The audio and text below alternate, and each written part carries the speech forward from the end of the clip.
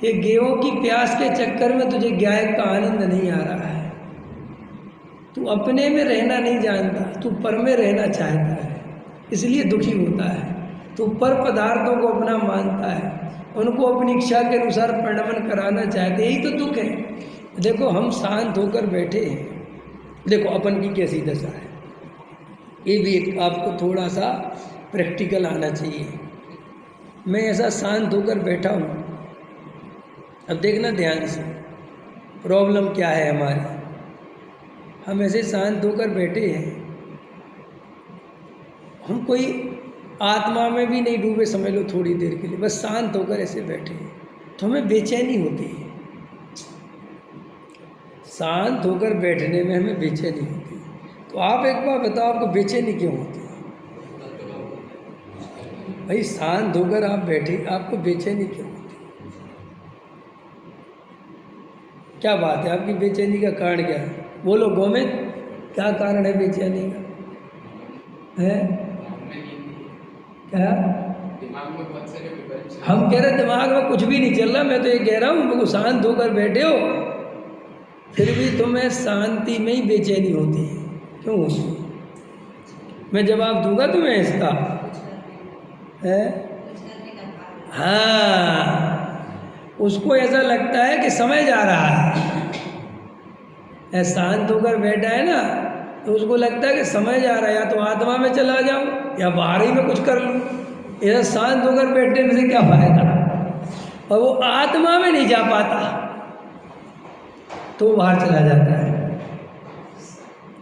है समझ में? क्योंकि हमें ऐसा लगता है कर्तृत्व के कारण कि कुछ करना है, कुछ करना है, ये अवसर जा रहा है, कुछ करना है, कुछ करना है। क्या करना है? मैं अनादि अनंत नित्य एक ध्रुव तत्व हूँ।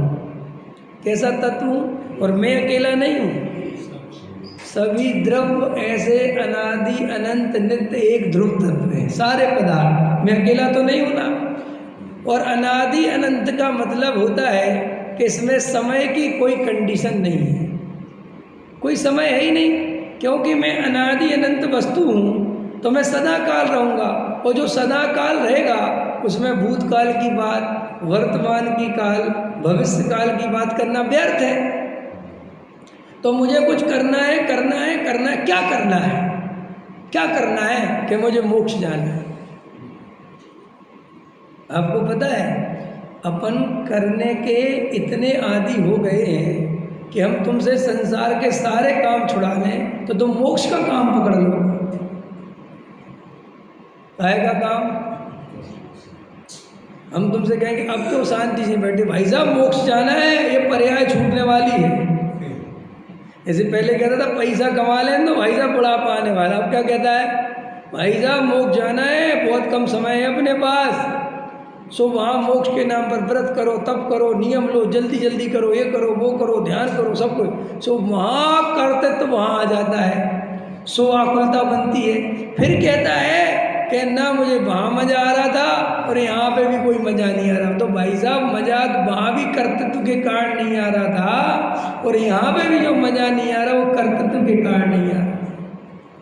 वहाँ भी कुछ पाना चाहता था और यहाँ पर भी कुछ पाना चाहता है। और जबकि मोक्ष मार्ग क्या है, धर्म क्या है, आत्मानुभूति क्या है, सम्यक दर्शन क्या है कि मैं हूँ अपने में स्वयं पूर्ण, मुझ में पर की कुछ गंध नहीं, मैं अरस रूपी अस्पर्शी, पर से कुछ भी संबंध नहीं। अपने में विश्राम करना, विश्राम करना माने जो भाग दौड़ थी, जो करने की चकाचौंध भरी पड़ी थी दिमाग में, जो कर्तव्य था वो निकल गया। अब मुझे विश्राम करना माने अपने में रहना। अब अपने में रहने का अर्थ भी नहीं समझता, अपने में रहने का अर्थ समझता है कि मैं अपने में उपयोग पूरा चला जाए तब अपने में रहूं। अरे भाई साहब, अपने में रहने का मतलब चौथे गुण स्थान में एकत्व, ममत्व, कर्तृत्व, भोक्तृत्व छोड़ दिया, ये अपने में रहना चालू हो गया। ये श्रद्धान की अपेक्षा अपने में रहना है, ये ज्ञान की अपेक्षा अपने में रहना है। और जब श्रद्धा और ज्ञान में अपने में रहने लगता है तो धीरे धीरे स्वयं चारित्र में रहने लगता है।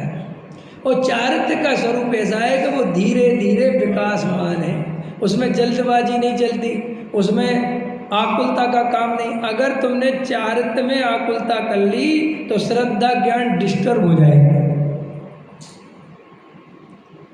तो चारित्र में परिणमन को स्वीकार करना है, और वो इसलिए ही तो करना है कि तुम्हें वस्तु स्वरूप के परिणमन की सच्ची श्रद्धा हो गई कि नहीं हो गई। क्योंकि वस्तु परिणमन में तो सब विकल्प आएंगे, सब उदय पकेंगे, नाना कसाएं बनेंगी, आत्मा की चर्चा सुनेंगे, अपन वेद ज्ञान की चर्चा सुनेंगे और बहुत अच्छा लग रहा होगा, बहुत बढ़िया मजबूती आ रही होगी। इतने में कोई प्रसंग बन जाएगा, पत्नी कोई अशुभ समाचार सुना देगी, कोई फैक्ट्री से फोन आ जाएगा, माल खराब हो गया।